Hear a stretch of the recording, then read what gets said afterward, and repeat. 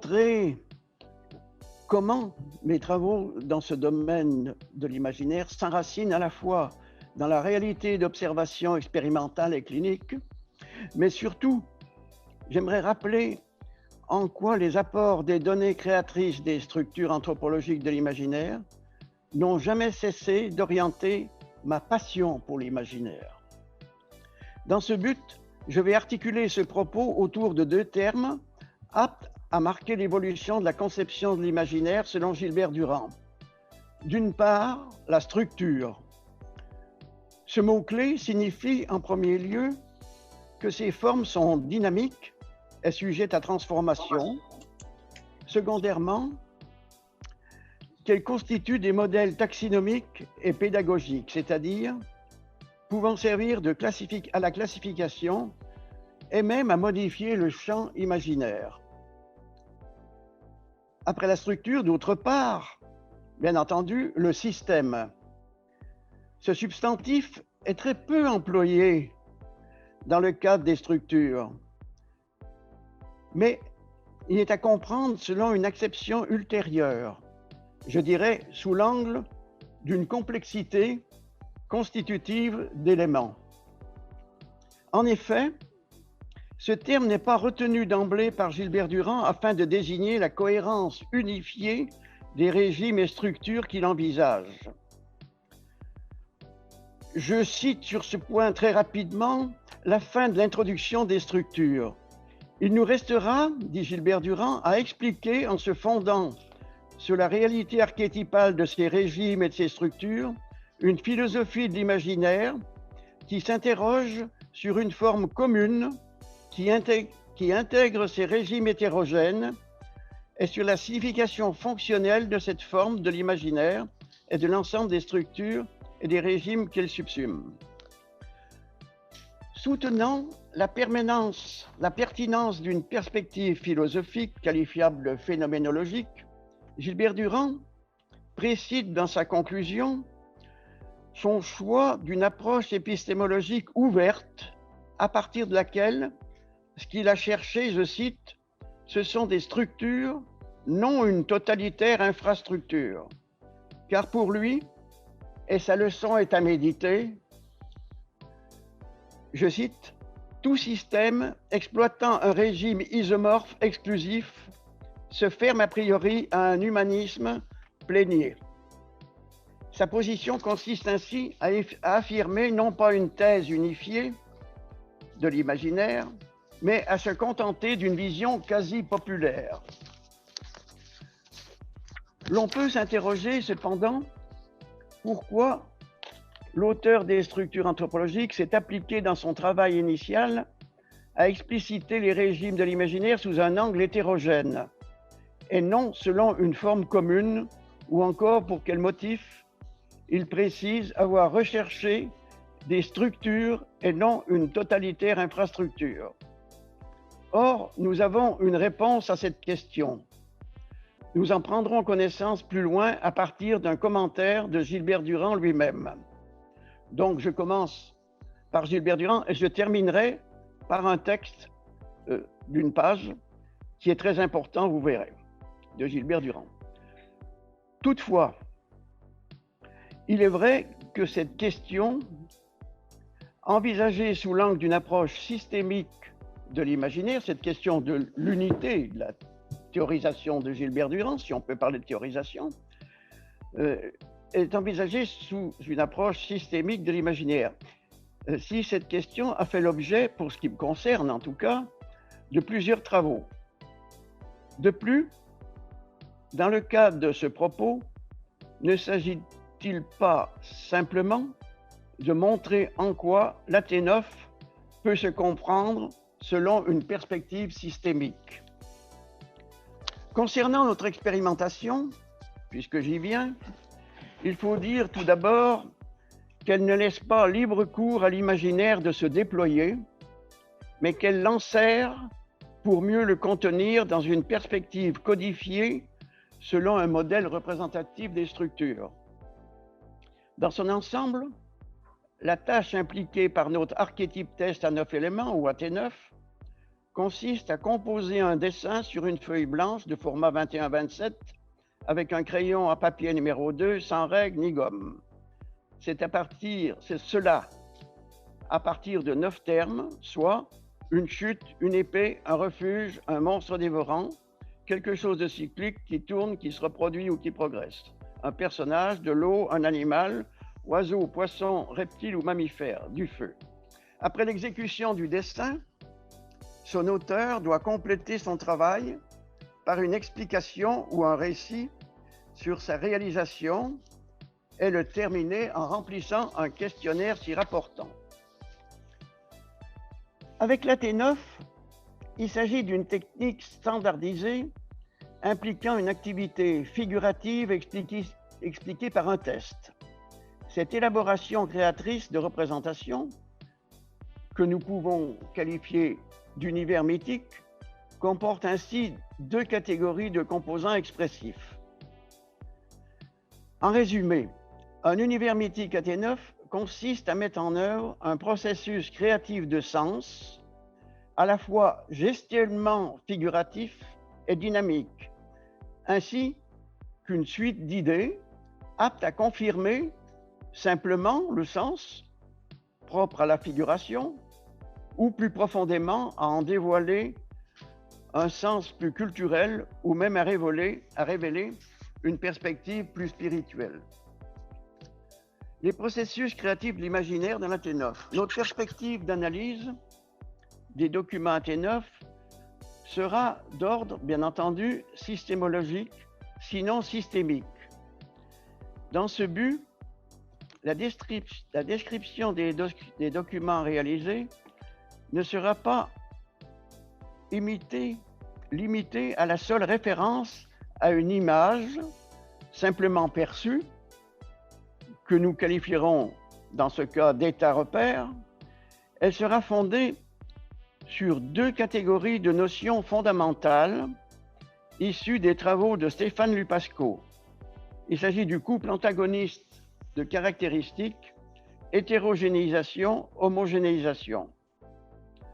Ce couple constituera une référence sémantique pour les diverses définitions qui seront données aux classes repères d'AT9 que nous allons décrire. Nous avons peu de temps pour développer et illustrer l'ensemble de ces données, mais vu leur utilité pour une explicitation de la créativité imaginaire AT9, je propose de mettre en relief succinctement les principales catégories de classes repères. Donc, voyons cet inventaire de classes repères. Dans ma recherche initiale, qui date de 1960-1963, ayant pour but d'établir une classification de la documentation apparemment très complexe que j'avais réunie, j'ai opté pour une procédure basée sur l'analyse thématique, ou plus précisément actentielle, qualifiant l'action du personnage développée au sein des protocoles d'AT9. Ces données constituent également une perspective d'analyse articulée sur un modèle qualifiable de syntagmatique sujet-verbe-objet, apte à rendre compte au niveau lexical de la représentation gestuelle effectuée dans le dessin.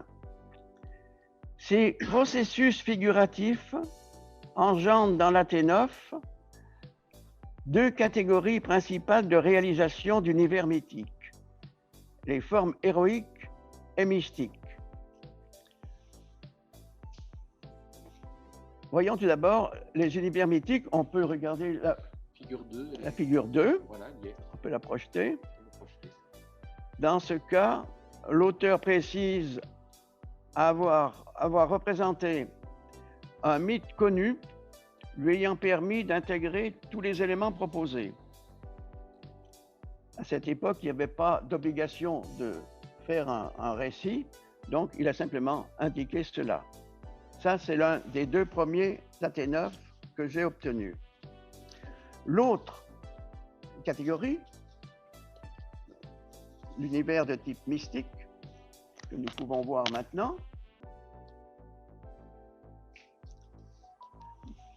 mystique, selon la définition de Gilbert Durand, c'est un univers de repos, de vie paisible, essentiellement, d'harmonie.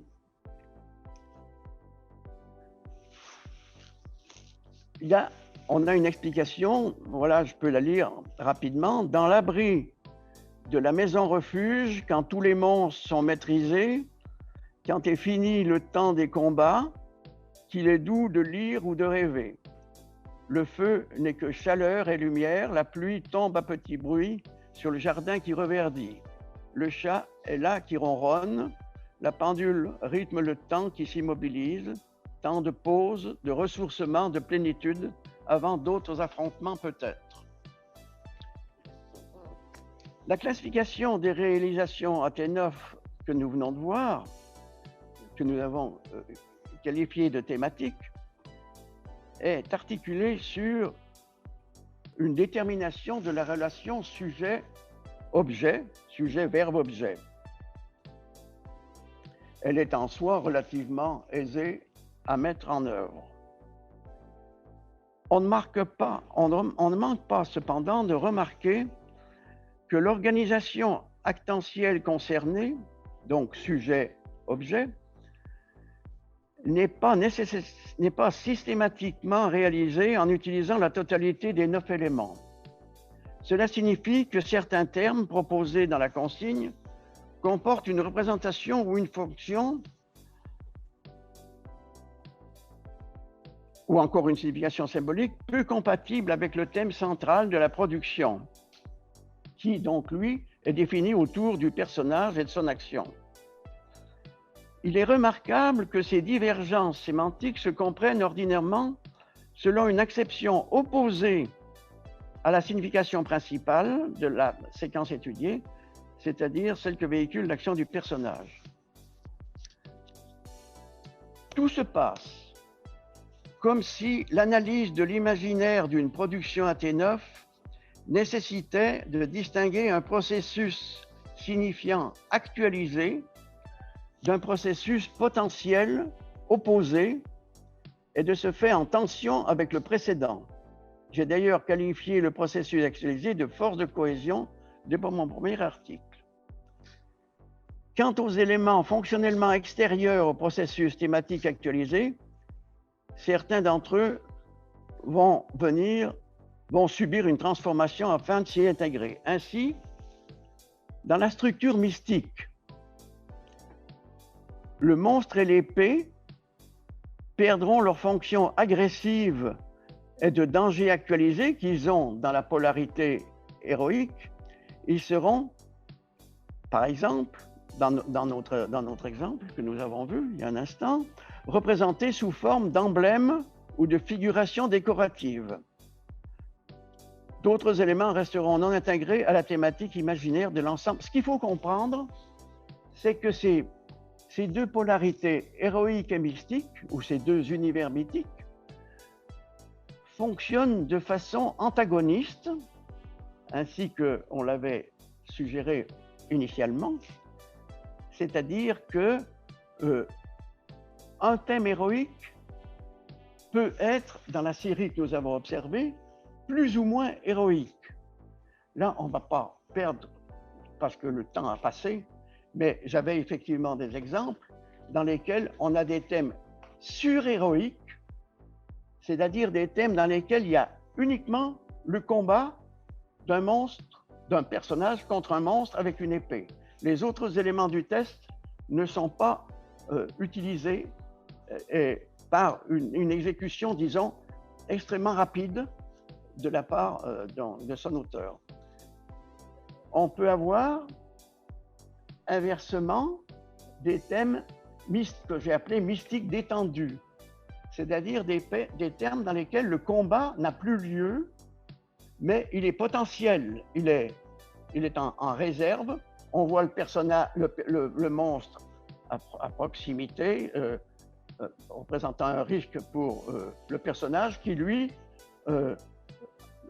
s'occupe à une autre action, tout en restant méfiant. Donc, on a des thèmes qui vont des thèmes surhéroïques aux thèmes héroïques détendus, en passant par les thèmes, disons, parfaitement organisés, que j'ai appelés intégrés. Les thèmes héroïques détendus montrent déjà que le personnage s'engage dans une voie de type mystique. Il peut, par exemple, préparer son repas tout en veillant au monstre qui peut représenter un grave danger pour lui. Avec les thèmes mystiques, on a une série qui se poursuit dans l'autre sens, si on peut dire. On va avoir donc, comme on l'a vu avec notre exemple, un personnage qui vit paisiblement, tranquillement. Tous les éléments concourent à cette scène de tranquillité, de vie paisible. Mais on a d'autres solutions qui impliquent que la polarité héroïque peut s'intégrer, est antagoniste. Elle peut participer à un imaginaire qui, pour autant, reste mystique. C'est-à-dire qu'on aura aussi des thèmes surmystiques où il y a juste une relation entre le personnage et le refuge, par exemple. Et dans l'exemple que j'avais préparé, l'auteur de cette production, il avait dit une épée, un monstre, tous ces autres éléments, ils n'ont rien à faire là-dedans. Moi, sous-entendu, c'est uniquement le repos qui me convient. Et puis, on peut avoir aussi une mise en scène de l'héroïcité, mais une mise en scène qui ne met pas en cause la vie des personnages, une mise en scène ludique. Autrement dit, on a des thèmes mystiques ludiques dans lesquels, par exemple, les personnages sont des enfants qui jouent à l'épée avec un monstre qui sert aussi de jeu. Autrement dit, ce qu'il faut comprendre, c'est que quand on parle de ces deux polarités complètement opposées de type mystique et héroïque, il faut comprendre ça de façon thématique selon une suite, en quelque sorte, qui va des thèmes sur-héroïques aux thèmes sur-mystiques. Oui.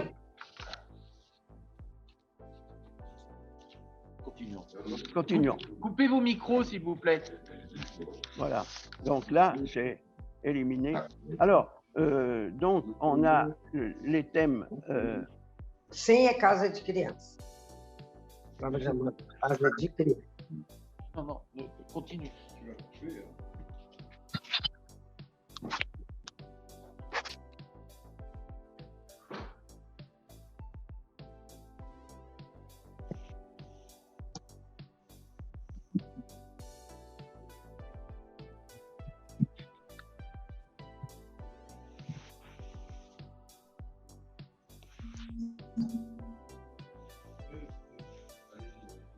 Continue.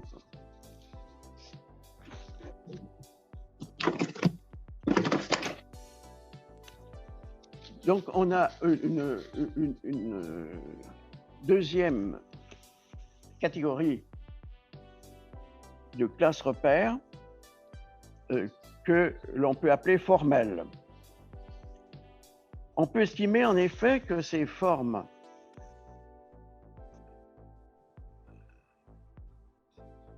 représentées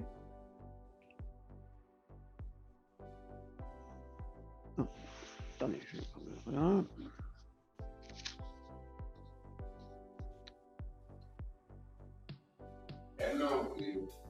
A Flávia me disse que mandou para você, Casa de Criança. Então, não sei qual é. Então, vou pegar o iPad para botar no iPad para você ver. Qu'est-ce que c'est que ce souk? Je ne sais pas ce que c'est ça. Non, mais il y a quelqu'un qui parle. Il y a quelqu'un qui parle là, oui. Hein? Oui, Allez-y, allez-y. Bon, c'est bon? Allez-y, oui.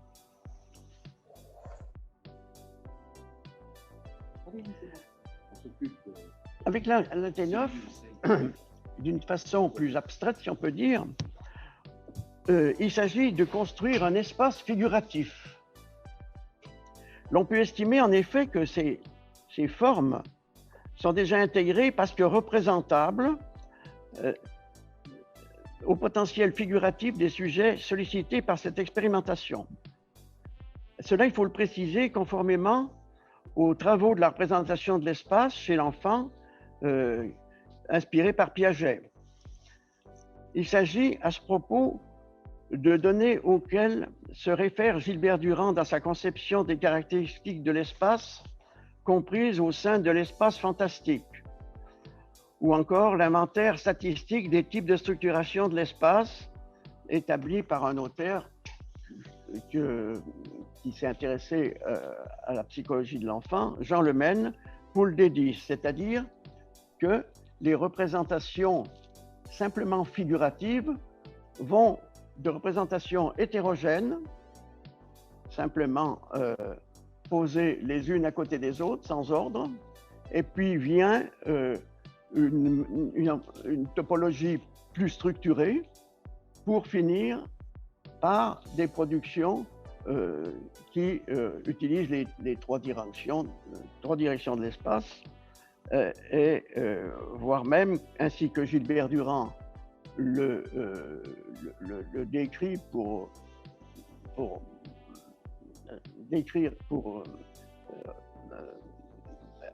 exprimer la forme finale de l'imaginaire, qu'il appelle ubiquitaire, qui est une forme homogène qui va donc représenter pour lui ce qu'il appelle l'imaginaire.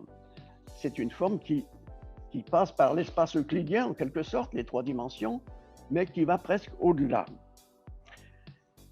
Deux exemples vont nous permettre d'illustrer simplement le développement formel, parce que là, il s'agissait du développement formel qui va donc d'une représentation hétérogène à une représentation cohérente, unifiée et homogène. On peut donner l'exemple numéro 10. Numéro 10, on y est. On y est. C'est une composition effectuée par un sujet masculin de 25 ans.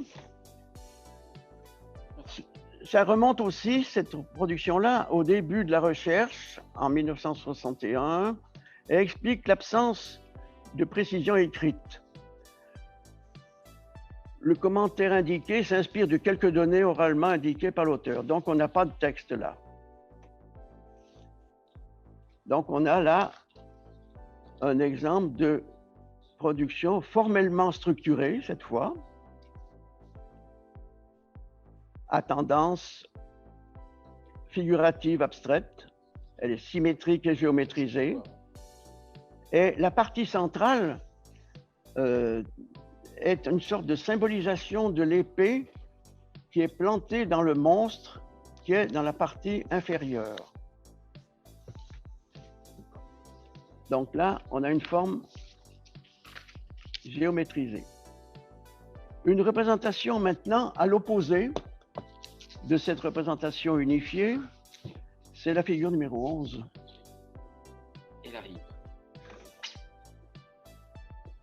C'est celle-ci. Non. Non. Celle-ci, voilà. Celle-ci. Le sujet, c'est un sujet féminin de 21 ans. L'explication, c'est la suivante. J'ai fait une chute, une épée, un refuge, un monstre, quelque chose de cyclique, un personnage, de l'eau, un animal, du feu. C'est une figuration de type, une structuration défectueuse, de type non structuré, donc, composée des figurations schématisées et désignées selon l'ordre de la consigne. Dans le texte que je vous ai lu, j'ai fait une chute, une épée, etc.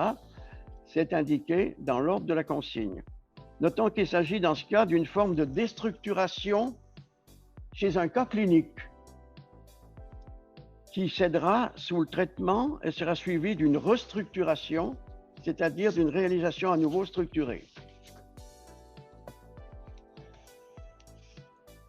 Avec ces deux exemples, il faut comprendre que le processus de structuration dynamique des représentations s'articule entre une forme structurée, l'exemple 10, et une forme non structurée. une forme non structurée qu'on retrouve chez l'enfant jeune, très jeune, hein, avant, autour de 7 ans, 6-7 ans, ceux qui arrivent à faire le test à ce moment-là. La T9 tel que je l'ai employé moi n'a pas été expérimenté en dessous de 12 ans. Hein. Sur cette articulation de la structuration unifiée et cohérente, qui est comprise géométriquement dans notre exemple, s'oppose une non-structuration observée empiriquement. Il y a lieu d'apporter un complément d'importance à cela. Il s'agit de la conception d'une logique théorisant la formation des univers en général et qualifiée de systémologique par son auteur Stéphane Lupasco. Dans l'article de référence d'ordre systémique, cet auteur écrit notamment « Tout système est fonction de deux forces antagonistes, liées l'une à l'autre, constituant ce que j'appelle la relation d'antagonisme. » Quand j'ai découvert ce texte, j'étais extrêmement embarrassé par ma classification. Et j'avoue que cette vue logique, en quelque sorte, m'a permis de mettre de l'ordre et de faire avancer cette classification. J'ai communiqué tout cela à Gilbert Durand, et en particulier l'article de Lupasco, qui lui a fait dire que c'était quelque chose d'extrêmement important que je lui indiquais là, et que pour sa recherche sur l'imaginaire, et d'ailleurs, ce qu'il a fait, c'était juste avant la publication de la deuxième édition des structures, il l'a complété, cette publication, par Lupasco et par cette perspective antagoniste. Et il a même indiqué dans le texte d'introduction qu'il a indiqué pour cette deuxième publication, il a proposé une substitution de l'expression structure schizomorphe, qu'il avait qualifiée antérieurement, d'épithète clé d'ailleurs, de substituer structure schizomorphe par celle de structure hétérogénéisante, et d'autre part même de voir aucun inconvénient au remplacement de l'expression structure mystique par celle de structure homogénéisante. Donc tout cela pour dire qu'avec la T9, on trouve des productions de type formel, c'est celle que nous venons d'indiquer, après les structures thématiques antérieures, que j'appelle, moi, pas des structures, mais j'appelle des classes repères. Les classes repères parce que c'est une classification qui repose sur une bipolarisation héroïque mystique dans le premier cas thématique, et là, unifiée, homogène et hétérogène dans le cas d'une réalisation formelle. Troisième, puisqu'on fait l'inventaire des classes repères, après la classe repère thématique et formelle, la troisième classe repère, c'est celle que j'appelle symbolique. Le troisième classe repère constitutive d'un processus créatif concerne les réalisations consistant à figurer un double sens, une dualité. Et cela, qu'il s'agisse par exemple d'un personnage double, d'un couple, on peut montrer la figure 12. Elle y est. Elle y est. Donc il peut s'agir d'un couple pour exprimer cette dualité, ou d'une caractéristique duale, par exemple le bien et le mal. De plus, l'un comme l'autre de ces aspects ne manque pas, notamment, d'engendrer un développement articulé autour d'un troisième terme ayant une fonction séparatrice ou unifiante, ou encore constituant un actant-objet, auquel s'applique la dualité signifiante. Donc, vous l'avez... La 13, non? Voilà. Alors, ici, L'explication, c'est la suivante. C'est un sujet féminin de 21 ans. Voilà l'explication. Adam et Ève, au moment de la création et de la tentation, c'est un moment décisif du choix entre le bien et le mal. Un petit commentaire. Tout d'abord, du point de vue figuratif, on remarque la représentation gestuellement dynamique de deux personnages, couples, une image qui est d'ailleurs redoublée avec un autre couple, celle du monstre et du serpent. On remarque également l'ampleur figurative donnée à la scène. À côté donc de cet aspect figuratif, comme toujours, du point de vue, disons, textuel, on remarque, on note l'utilité thématique, explicative, mythique concernant l'action couplée du sujet, Adam et Ève. Le texte nous indique ce qui réunit ces personnages, donc le troisième terme, si vous voulez, ce qui réunit ces personnages et dans quelles conditions, c'est-à-dire au moment de la création et de la tentation.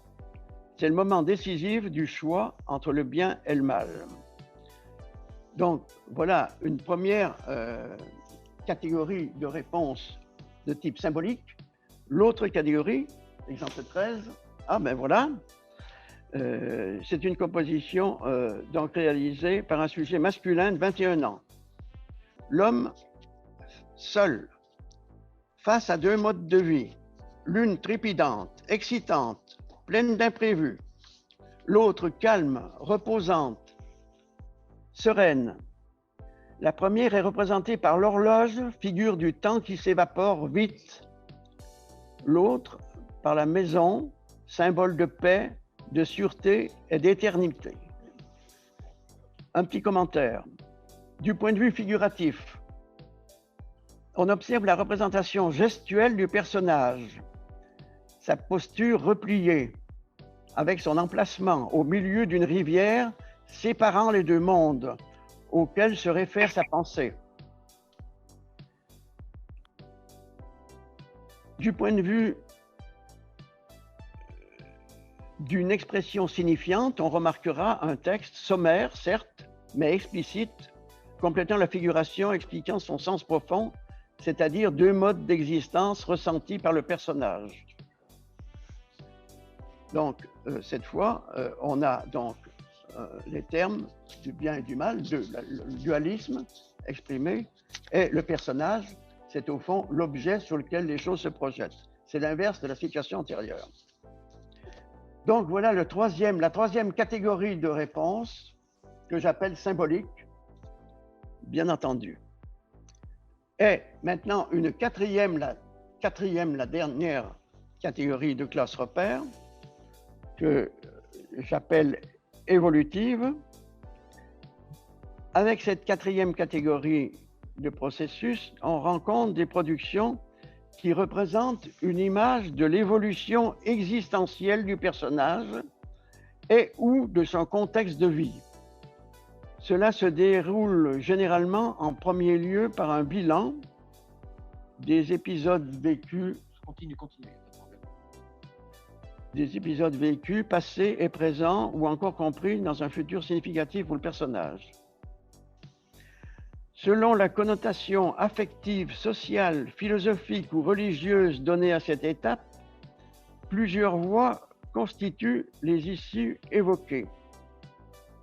On va le voir avec nos exemples. Tout d'abord, la mort inéluctable, l'univers mythique de type évolutif diachronique négatif, là. Composition réalisée par un sujet masculin de 25 ans. Voilà. Le monstre représente la mort, la montagne, la vie. Les personnages grimpants sont l'humanité. Le premier personnage est l'enfance, montée rapide et verticale. Le second, de 20 à 30 ans. Il monte encore. Ensuite, un petit plat. Bientôt, c'est la descente. On se sent vieillir. D'abord lentement, puis plus vite. C'est alors qu'apparaît le refuge, médecin, soins de beauté.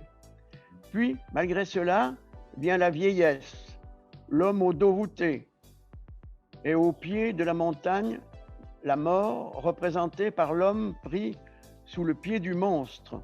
Au milieu de la descente, une épée et un homme, la tête tranchée, représentent tous ceux qui, encore en pleine forme, sont surpris par la mort sans même s'en rendre compte, mort subite, guerre, accident. Ça, c'était donc un univers mythique évolutif de type diachronique négatif, parce que ça se terminait mal, ou c'était dans un contexte mortifère. L'autre production est de type évolutif, toujours diachronique, mais positif cette fois. Voilà. C'est un sujet féminin, là, de 25 ans. Le dessin est tout entier cyclique, car il représente ce qu'on appelle la roue de la vie, avec le cycle de ses renaissances et de ses différents stades de la vie terrestre.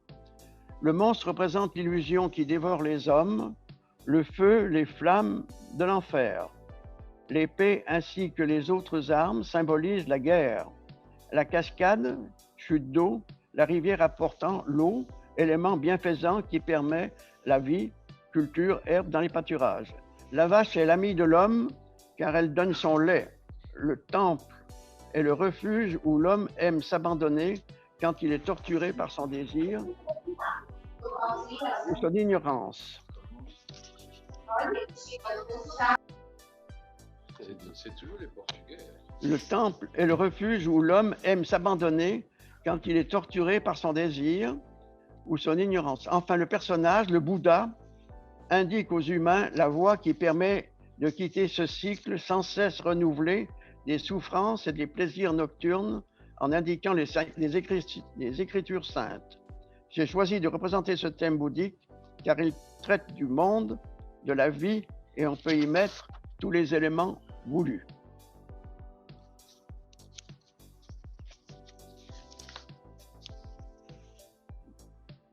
Donc voilà l'inventaire, je m'excuse, rapide dans la présentation qu'il convient de retenir. Donc, 4 grandes catégories de représentation, d'état repères, de classes repères, comme je dis, pas d'état repères, mais de classes repères,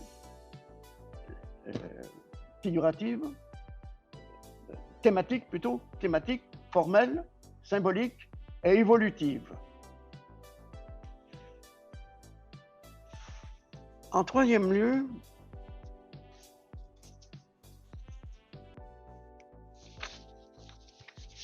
on va peut-être s'y prendre plus vite. On va aller à l'essentiel, hein? On va aller à l'essentiel.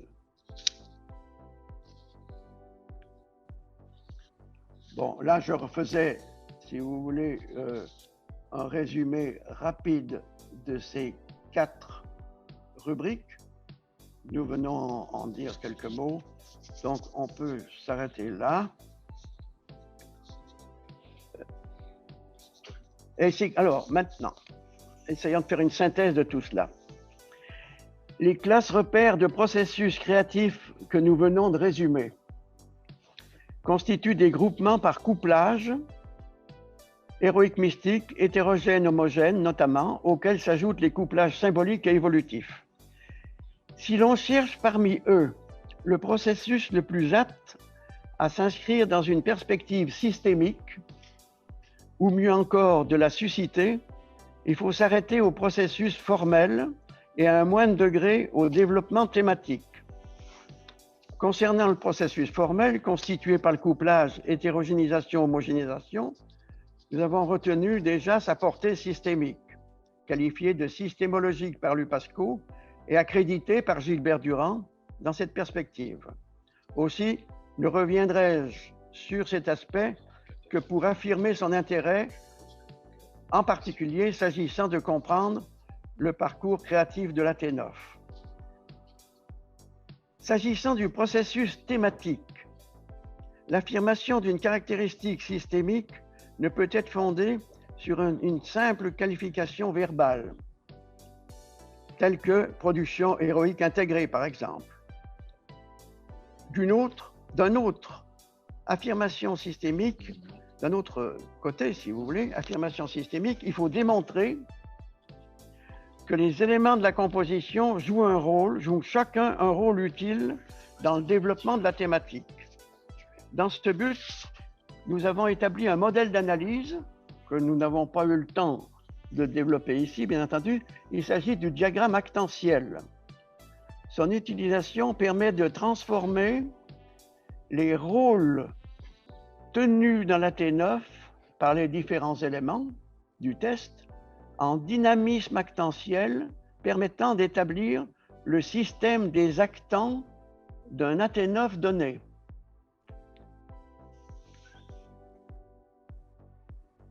Cependant, si le modèle actantiel offre une possibilité de comprendre les caractéristiques systémiques propres aux univers mythiques AT9, selon une approche, disons, centralisée de leur organisation, il n'en reste pas moins que cette organisation concerne essentiellement la classe repère thématique.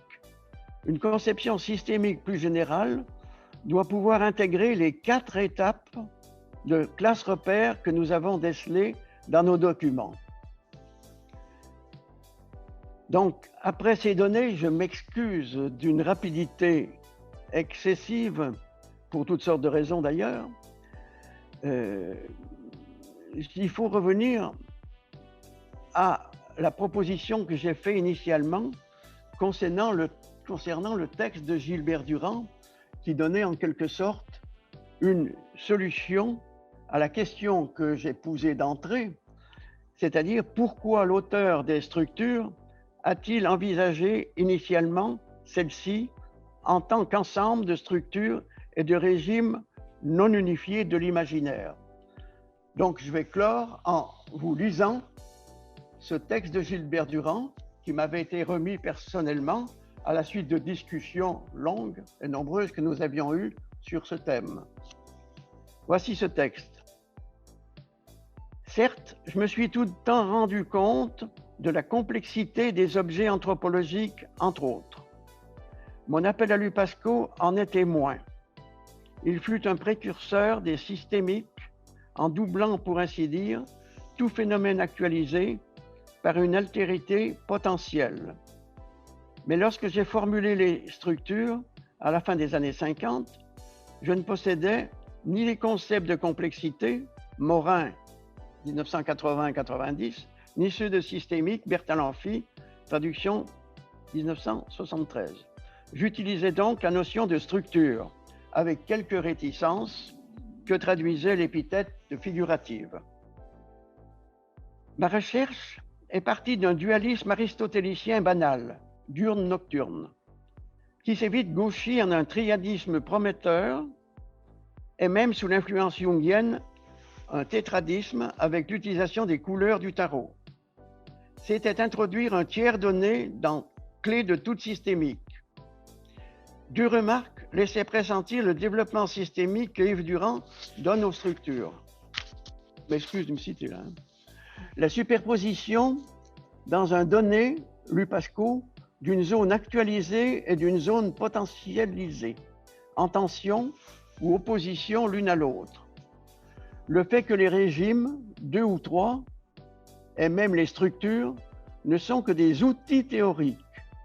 Dès que l'on pénètre dans l'empirie, c'est ce qui est fait avec la T9 en dégageant les nuances du détendu, du ludique et de l'impur, etc., qu'on n'a pas pu véritablement voir illustrer tout à l'heure.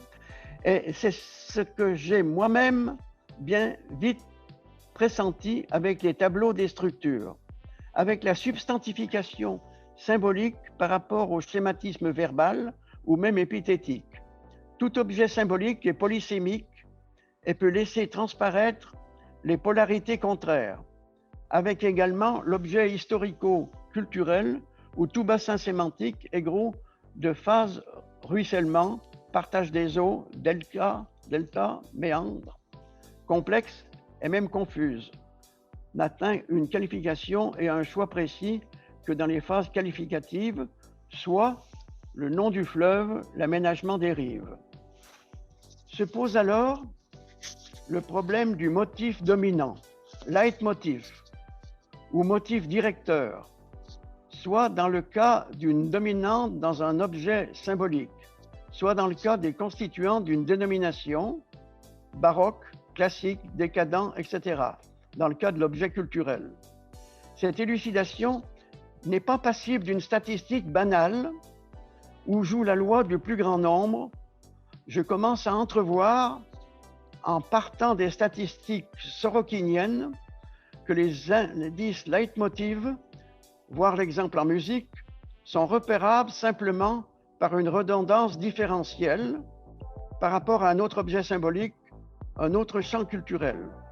Redondance, certes, mais de faible importance, c'est la différentialité, l'originalité locale, l'absence d'un détail avant, ailleurs, après le lieu où il apparaît. Mais ce leitmotiv baigne dans un continuum, voire d'autres motifs qui peuvent le contredire. Exemple en musique, dans Lohengrin, le motif si menaçant du secret qui apparaît 5 ou 6 fois dans un océan de quiétude. La même constatation de complexité, de systémisme, etc., est bien repérable dans la psychologie post-freudienne. Chez Freud déjà, le couple conscient-inconscient, chez Jung, la quaternité, chez bien des écrivains, les dédoublements, multiplication de la personnalité, Rimbaud, Pessoa et les hétéronymes. Il est donc tout à fait légitime, et avec les outils donnés par les années 80-90, de chercher un modèle systémique aux expressions anthropologiques, comme cela est fait à partir de l'expérimentation du test AT9. L'expérimentation clinique permet d'affiner les qualifications structurales, de nuancer les dénominations et même de corriger ce qu'une structuration plus théorique laissait passer comme incertitude. Je vous remercie.